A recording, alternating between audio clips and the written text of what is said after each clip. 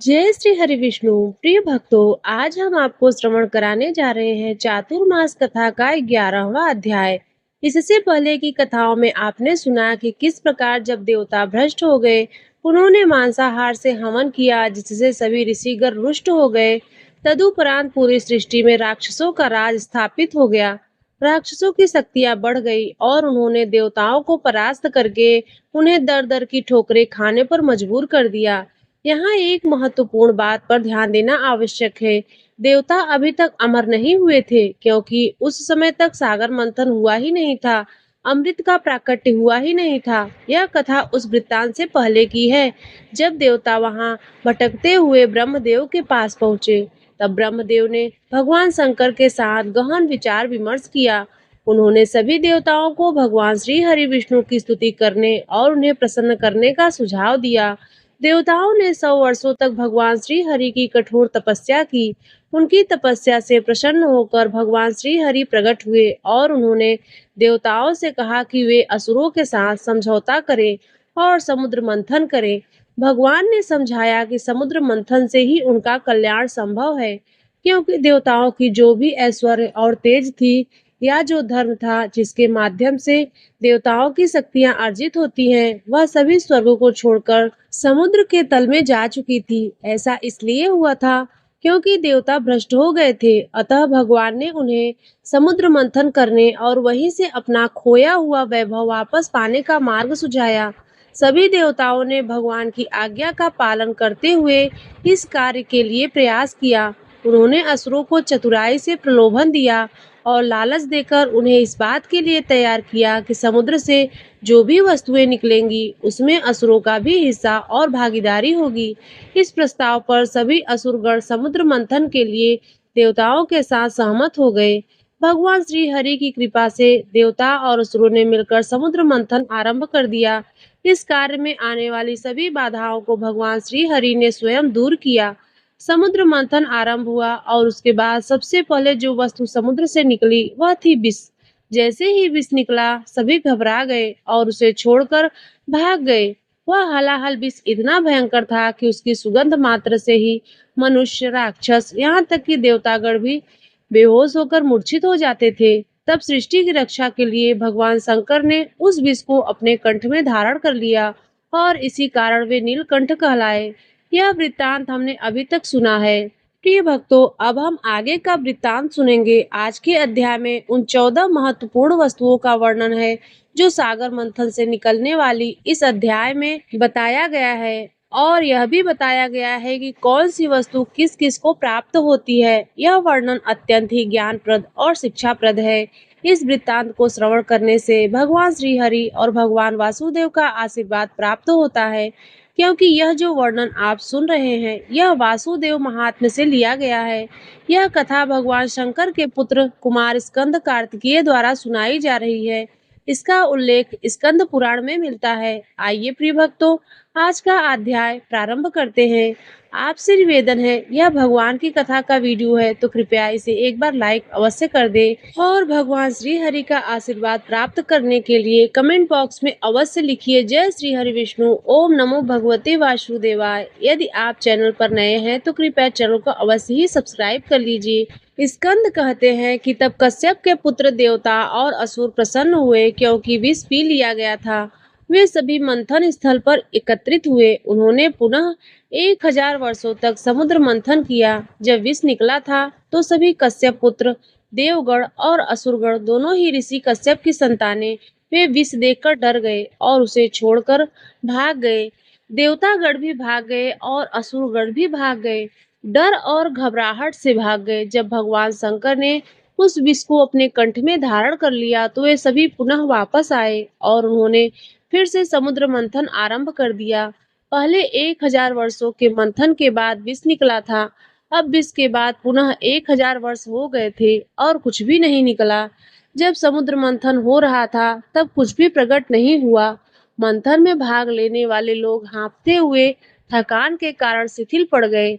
जब इतना समय बीतता गया, पहले 1000 वर्षों के बाद विष निकला और फिर 1000 वर्ष बीत गए और कुछ भी प्रकट नहीं हुआ, तो सब उदास हो गए, सब थक गए और हाँफने लगे।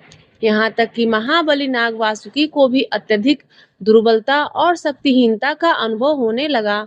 नागों में सर्वाधिक शक्तिशाली नाग वासुकी को भी लगने लगा कि वह दुर्बल हो गया है, उसके अंदर शक्ति बची नहीं है, वह शक्तिहीन हो गया है।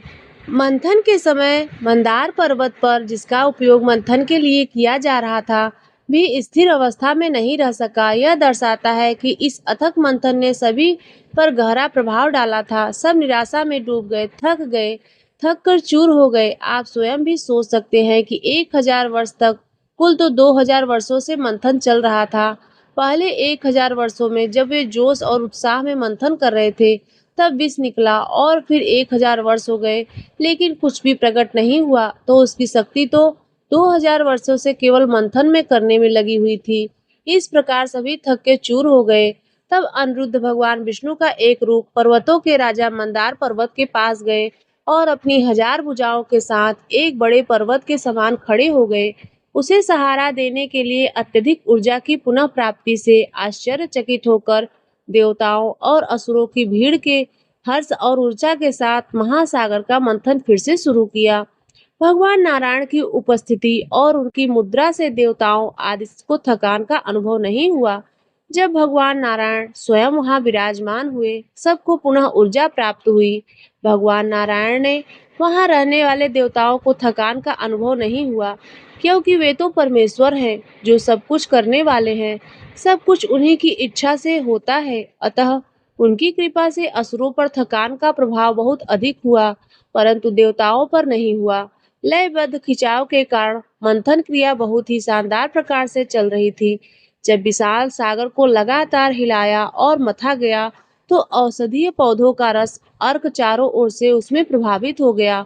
और औषधीय पौधे थे जो दवाइयों में प्रयोग किए जाते हैं, जिनके अंदर औषधीय गुण थे, उनका जो अर्क था वह उस पूरे समुद्र में मिल गया था। उस अवस्था में जल के कुंड से सबसे पहले चंद्रमा प्रकट हुए, जिन्हें सौंदर्य और औषधियों का अधिष्ठाता देवता कहा जाता है। विष के बाद जो सबसे पहले समुद्र से प्रकट हुए, वे थे चंद्रदेव। चंद्रमा का वहां से प्रादुर्भाव हुआ। चंद्रमा बहुत ही शांत और शीतल है। उनके अंदर औषधीय गुण है और वे सौंदर्य से भरपूर है। औषधीय गुण इसलिए क्योंकि जब मंथन किया गया, तो आप सभी जानते हैं कि उसमें मंदार पर्वत को डाला गया था, जिसमें अनेकों औषधीय पौधे थे।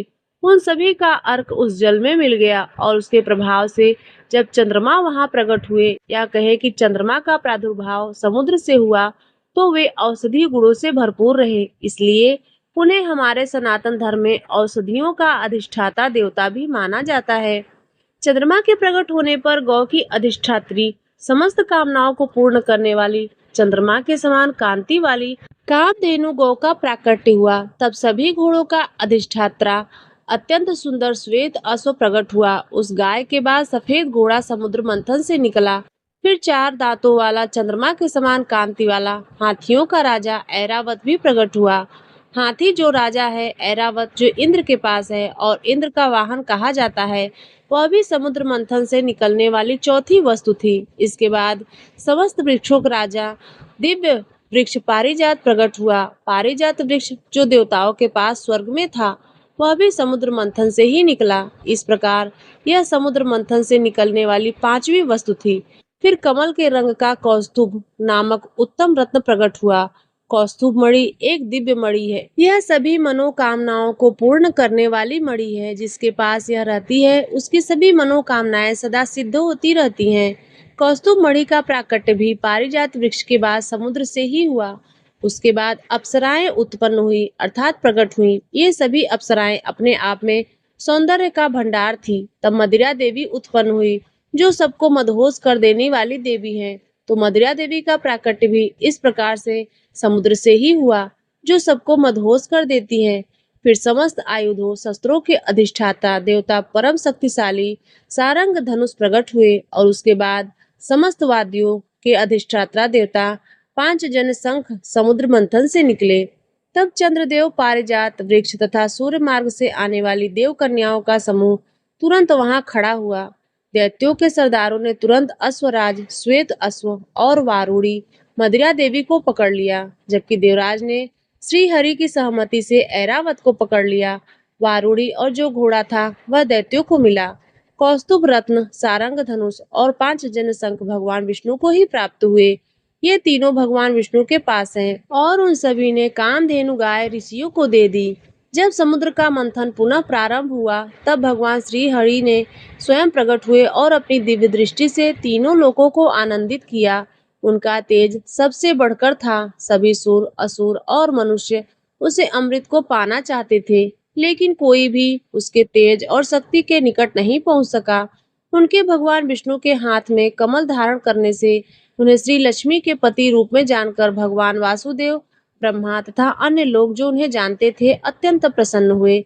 समुद्र स्वयं तुरंत वहां आए और यह मेरी पुत्री है कहकर उसे गोद में लेकर स्वर्ण आसन पर बैठ गए। जब अमृत के उस शक्तिशाली और दृढ़ साधकों द्वारा समुद्र मंथन किया जा रहा था तब भी अमृत नहीं निकला। तब अमृत के प्रकट न होने से वे सब निराश हो गए, अपने प्रयत्न में शिथिल पड़ गए। हे मुनि क्षीण, दुखी और थके हुए मुख वाले कश्यप के पुत्र अर्थात देवता और दैत्य दोनों ही उदास हो गए। इस प्रकार भिन्न भिन्न सामग्रियां निकली, भिन्न भिन्न वस्तुएं निकली, परंतु जिस मुख्य उद्देश्य से समुद्र मंथन किया जा रहा था, अमृत की प्राप्ति के लिए, वह अमृत दूर दूर तक दिखाई नहीं दिया।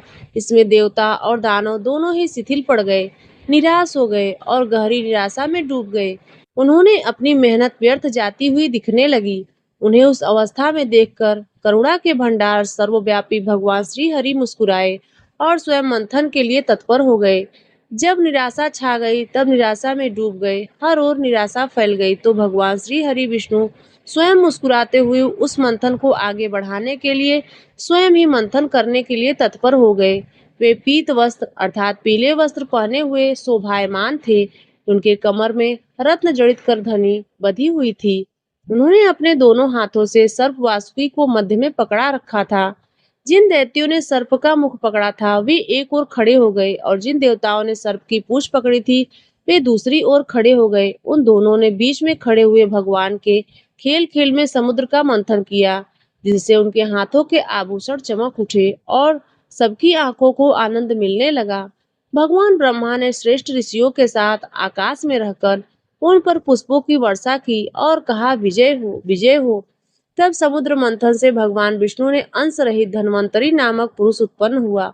वह गौर वर्ण का था और उसके हाथ में सुधा अर्थात अमृत था। अमृत से भरा कलश था। इस प्रकार अमृत जो है वह समुद्र मंथन से प्रकट हुआ।